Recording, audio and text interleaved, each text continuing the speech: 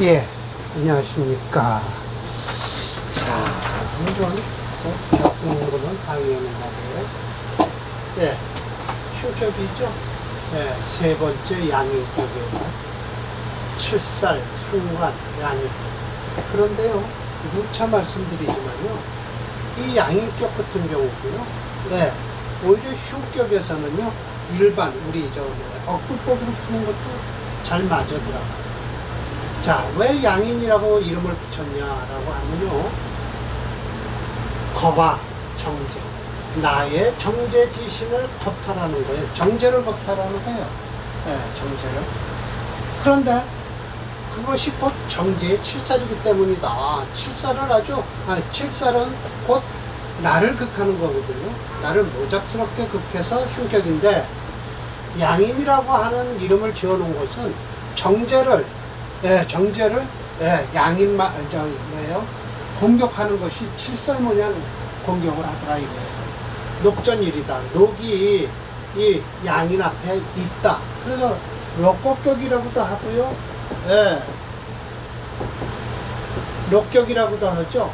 예. 그런데 이 양인격이라고 하는 것은 곧 뭐예요? 겁제라고 하지 않고 양인이라고 한다는 거예요. 오히려 예를 들어서 간목일주가 묘월에 태어났어요. 이거 뭐예요? 묘월에 태어났어요. 그럼 이걸 겁제격이라고 해도 되잖아요. 그런데 그러면 안 된다는 거예요. 여기 기토가 하나 있어요. 이게 나의 정제란 말이에요. 묘목이 이 기토를 사정없이 공격을 해요. 칠살이잖아요. 기토한테 묘목은. 근데 이 인목은요, 이렇게 있으면 이건 록이라고 그래요. 그래서 이것의 앞에 이리가 이 록이 있다는 거죠. 이건 양반격이에요. 이 록곡격은요, 관부터 찾아요. 네, 정관을 짓죠. 그러나 이 양인격은요, 뭐부터 찾아요? 칠살부터 찾아요. 네, 칠살로다가 이걸 극을 해줘야 돼요. 그런데 두루뭉술하게 심해천 선생은 관살을 다 쓴다라고 했어요. 근데 관살이 있는데 먼저 쓸 것은 양인격은 살을 먼저 찾는다. 오직 오양에만 있다라는 거예요. 코로 위 양입니다. 이 양자를 이렇게 쓰죠. 그러나 양양자를 쓰는 경우도 있어요. 네, 양양자는 뭐예요? 성질이 고약하죠. 뿌리를 들이받고요. 남이 잘 되는 거를 더 싫어해요. 그래서 뜨거운 여름에도 다른 양이 시원하면 안 될까봐 옆에 붙어서 더 뜨겁게 한다는 거죠. 그러든 말든 일단 이 양양자를 쓰게 돼요. 불알겁, 겁제라고 하지 않고 왈인, 인이라고 한 것은 왜 그러냐? 겁탈해가는 것이 심해서 그렇다는 거예요. 그러니 양인은 제복을 시키는 게 마땅하다. 그래서 관살 개요이다. 관살도 개요인데 살부터 찾아라. 재성과 인성이 따르면 더 귀하다라고 했는데 이건 잘 알아서 하셔야 돼요. 재성과 인성 중에서 재성은 잘 쓰더라도 인성을 쓰면 화살을 하는 거니까 그렇게 썩 좋지는 않습니다. 그래서 그만 재성을 쓰는 건 관대없어요. 물론 정관을 따를 때는 좋아요. 재성과 인성을 따르면 아름답다. 칠살이 득자하면 곧 무엇이 심하겠는거라고 해서 그래도 칠살격에도 재인을 따르는 게 괜찮다고 해요. 어찌 알겠는가, 탁격에서는 살은 능히 나를 공격한다. 상신, 일주를요. 그러므로 요걸 제복을 시키는 거예요. 살을 제복시켜서 쓰라. 라고 했어요. 살을 제복시키는 게 뭐예요? 상관이죠. 식신 제사를 한다든지, 상관을 쓰는지 하는데, 그래서 끓인다. 재성과 인성을 끓이는데, 양인에서는 이걸 쓰겠다고 하는 것은 오직 재인, 양인을 눌러주기 위해서니까 불파상신, 일주가 상처를 입는 것도 두려워하지 않는다. 그럼으로써 반대로 재성과 인성이 반긴다라고 했는데 그거는 나중에 한번 봐야 돼요. 자, 그래서 용관을 한대죠. 그러나 살을 먼저 써야 좋아요. 그러나 관살이 재인시킬 때 격에도 보조가 있다라고 하면서 또 여러 가지로 지금 심호청 선생이 말씀을 하고 계세요. 자, 오늘 세 번째 날이니까 이 가평장명부터 하면 될 거예요. 자, 가평장명 보기 전에 여기 번호가 있겠죠? 번호에서 보면, 그래서 역시 관살이 제인을 할 때 상식이 귀한 것은 어째서인가 라고 했어요. 어째서냐, 혹시 인을 보호해서 인성을 보호해서 인성이 보호하는 거예요. 그러면 인성이 보호했다는 소리는 뭐냐, 이 상식을 눌러주는 거죠. 인성이 혹시 태중하든지, 살이 태중하면 마름질해서 걷어내겠죠. 마름질할 제자입니다. 관살 가벼우면 또 그걸 취할 수 있다. 마치 목동지라고 해서, 이 목동지는 지난번에 했죠.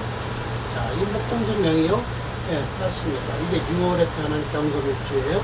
그러니까 결국은 못 써요? 오화 쓰고 있어요. 나무, 목도 쓰고요. 그럼 6월에 태어났으니까 양년생이니까 수는 어떻게든지 지나가야 되는데, 결국은 지지로 들어오는 수는 그래도 이 오화를 안 끕니다. 또 정관으로 들어오는 수는 또 괜찮고요. 그래서 수대오는 무난히 넘어갈 거예요. 왜냐면 그 다음에 모군이 오니까요. 화오는 기다릴 수가 없습니다. 이 사주는요.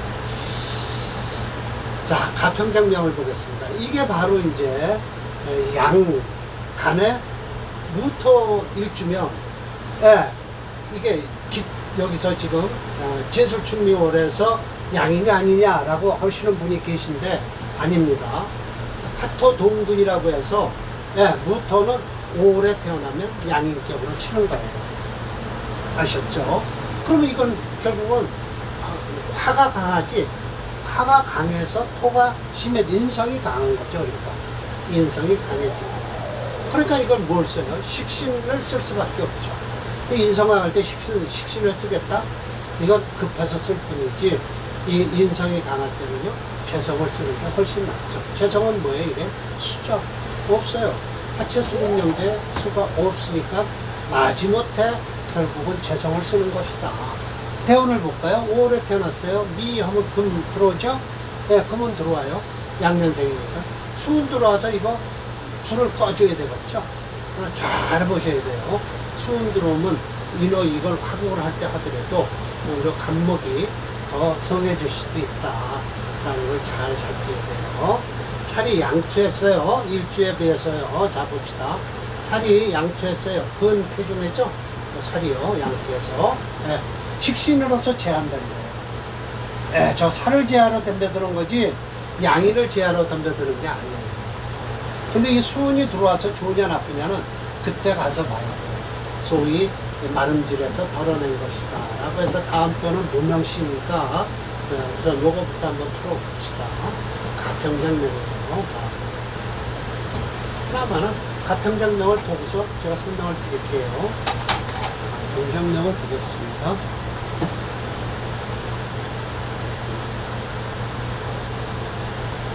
이거 빼놨네요. 가평장. 자, 봅시다.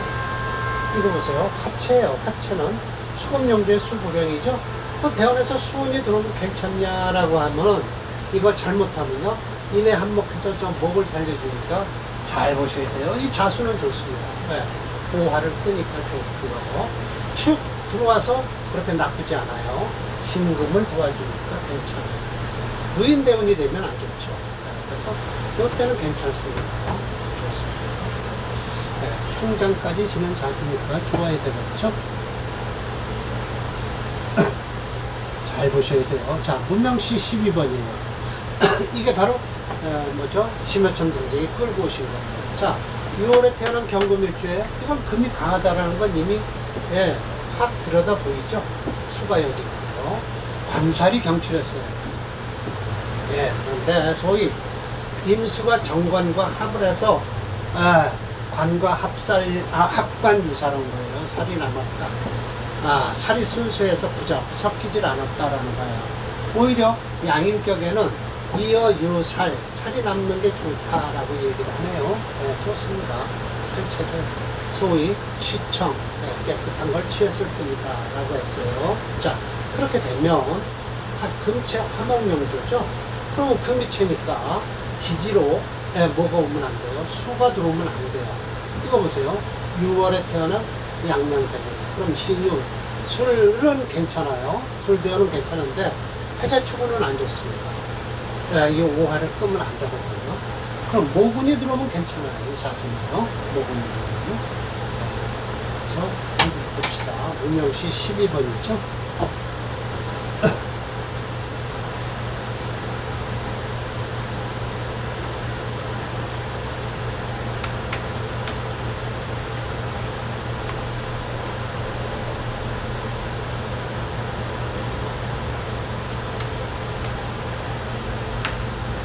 네. 이거 지금 수문 들어오면 안 좋아요. 네, 여기, 이걸 지나야 돼요. 그러면 결국 썩 좋은 운은 안 되겠죠? 인묘, 되고요. 갑진대운은 안 좋아요. 이거 별로 좋은 운이 없네요. 이 사주가. 근데 왜 이걸 갖다 풀어놨을까요? 병술, 정유, 신유, 이모. 라고 해서 용신은 그래도 쓴다고 하지만 대운이 그렇게 썩 좋은 대운은 흐르지 않습니다. 사주는요. 자, 다음 사주가 제가 말이 길어져야 될 사주예요. 이게 여기서 다시 평주자인 설하고가 병술일조라고 해서 위에 거예요. 위에 거는 정임합관해서 유살이 돼서 격국이 깨끗해졌다라고 해서, 그러니 관살이 투출했을 경우는 대강 중요한 것은 배치가 마땅함을 얻어야 된다는 거예요. 그래서 아울러서 비 아니다라는 거예요. 정여합제. 예, 정해진 게 아니다. 중요한 것이 합하고 제하는 건 중요하긴 한데 정해지질 않았다는 거예요. 그러면서 전 건육황제조. 자, 이 건육황제조가 적천수에서는요 1번으로 나와요. 사례명장 지명장에서요. 건육황제요.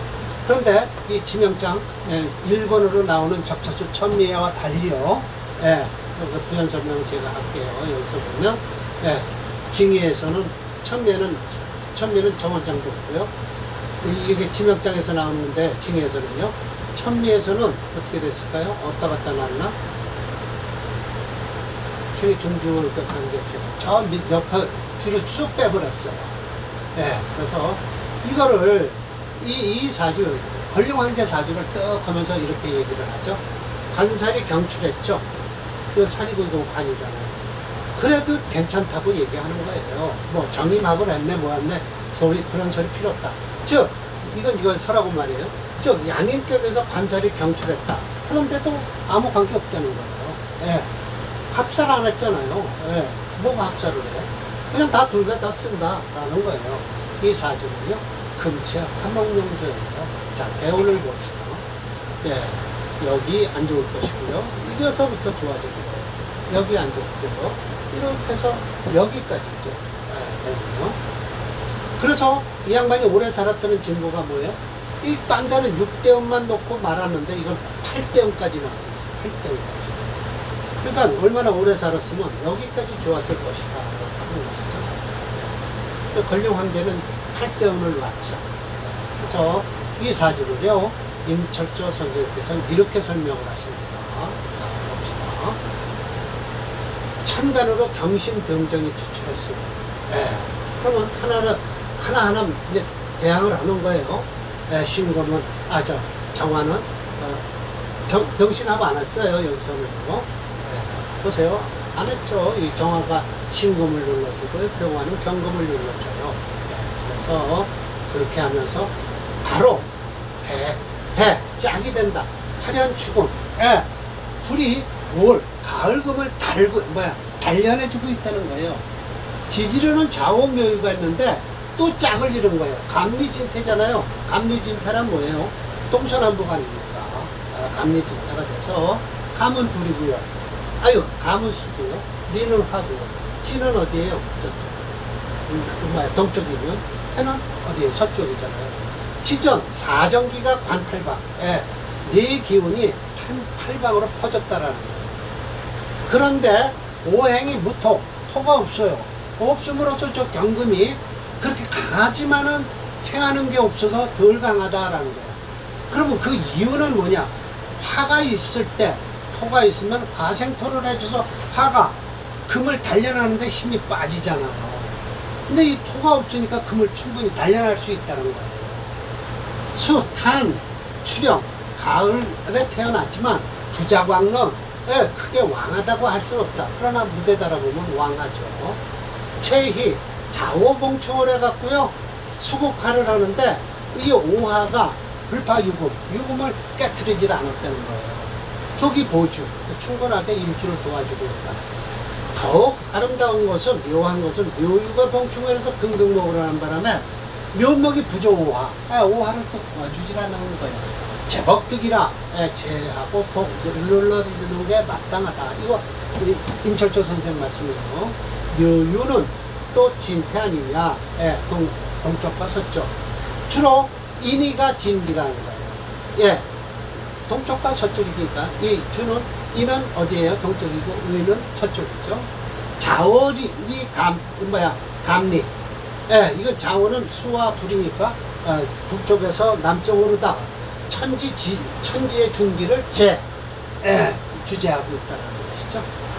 또한 감리는 얻었다. 1월 정체. 해와 달이죠. 좋게 말씀하세요. 무소무멸. 절대 소멸되지가 않는다라는 거예요. 이런 한 번 적셔주고 한 번 말려주니 자화문단이라. 그 자원묘유가 있는 것이 끝내준다. 수화 기제로서 자, 이 가로친 게 바로 이런 거, 이 가로친 것이 정말 징의에는 없는 거예요. 소위 말해서 팔방빈복, 팔방에서 손님복을 입고 와서는 사해바동, 사해가 모두 한꺼번에 어우러졌다는 거죠. 금마주연, 이건 이제 건룡 황제가 금마차에다가 붉은 깃발을 달고서 아울러서 판도진에 모든 지도 내를 정복을 한 거예요. 그래서 백랑원토라고 이 진해의 백랑원토, 이걸 한번 각주를 한번 볼까요? 자, 중국 동쪽 경계 백란산, 원토란 중국 북쪽 외몽고 고미상하게 항주산에, 즉 중화민족을 중심으로 이민족을 칭한다. 이게 다 뭐예요? 우리도 동이족이라고 해서 이민족으로 보잖아요. 남만 해서 또 월남쪽은 남만족이라고 하고요. 전부 중국 중심으로 다 모든 세상이 어우러지게 지도도 그려놓고 그랬어요. 그래놓고선 저 만리장성을 뺑 둘러싼 것이 바로 외세가 들어오지 못하게 하려고 그 만리장성을 싼 거예요. 중국 사람들이 그렇게 아주 웃기는 사람들이죠. 그러면서 중국에서는 그래요. 중원을 쳐들어가. 외세가 들어와서, 청나라도 그게 본래는 어디 사람들이죠? 금나라 사람들이잖아요. 원나라. 금나라가 와서, 여진족인가요? 금나라가 와서 원나라를 세운 거 아닙니까? 그래도 그네들은 뭐라고 그랬어요? 중국 사람들은. 와라. 들어와. 너희들 들어오면 중국화 된다. 지금도 마찬가지예요. 미국에서 들어가서 전기차 이거 끌고 들어가서 전부 중국이 이겨버리잖아요. 거 가서 처음엔 팔아요. 팔다가 당해버린다니까요. 그럼 쫓겨나는 거죠, 테슬라. 그거. 그 중국 자체 전기차하고 싸우라고 고전을 하잖아요. 중국 이 새끼들이, 요거 하면 안 되죠. 그 좋은 전기, 배터리 그런 거 만드는 걸 기술을 미국에서 받아갖고, 머리를 써갖고 더 싸게 만드는 걸 만들어갖고 전 세계를 잡는 거예요. 그러면 미국에서, 너희들 고급 기술 안 주겠다. 이렇게 얘기를 하는 거죠. 더군다나 때가 늦은 거예요. 저희 때는, 이런 거 공부할 때는 이미 알고 있었어요, 저희는. 저거 중국 들어가면 망한다. 중국 들어가면 망하는 거예요. 자체적으로 흡수해버린다니까요. 들어와라 이거예요. 들어와라. 그러면 너희 문화가 곧 우리 문화가 된다. 이렇게 얘기를 한다니까요. 너희 기술 곧 우리 기술로 만들 수 있다. 이렇게 얘기를 하는 놈들이 많죠. 사람들이 그게 중국 사람들. 이런 거 보면요, 아주 화가 나요. 모두 함기 복주, 모두 돌아와서, 그 깃발 주자입니다. 깃발에 엎드렸다는 거, 덮었던 지중원을. 천하가, 이게 밝을 희자지만, 밝을 희자죠. 희령. 밝게 빛났다. 라고 해서, 이 임철조 선생이 이렇게 또, 건룡황제. 이 건룡황제가 청나라 사람 아닙니까? 그 다음에 이제 청나라는 정통이죠. 그 다음에 원나라가, 청나라가 마지막인가요? 원나라가 저쪽이고요. 징기스칸 쪽이고요. 그렇죠. 이 청나라 이 사람도 결국 권력 관계도요. 예, 이 여진 쪽에 들어갔다가 결국 주목받은 거예요. 아마 그럴 거예요, 제가 지금 하도 역사 공부를 오래 안 해서.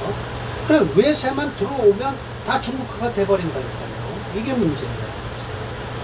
자, 그래서 이 사주를요, 제가, 금체, 없고요. 사례명절 1번에 보면 나와 있을 겁니다. 제가 사례명절 1번을 칠게요. 적천수 1번에 나와 있으니까요.